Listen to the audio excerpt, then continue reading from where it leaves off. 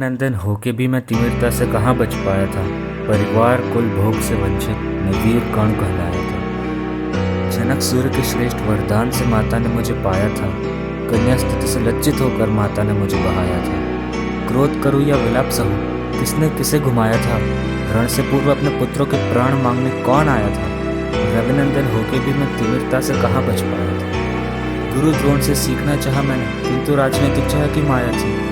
सत्य के मंत्रों के प्रकाश में अंधकार की विशाल छाया थी।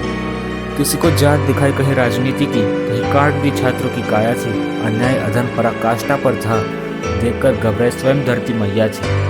मेरे गुरु, मेरे तात, मैंने जिसको भगवान बनाया था, उन्होंने भी अंध होकर मुझे ज्ञान बुलाया था।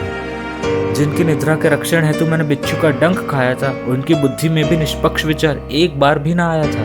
रविनंदन होके भी मैं तिमिरता से कहाँ बच पाया था। आजीवन धर्म निभाया, किसने मुझे अपनाया था।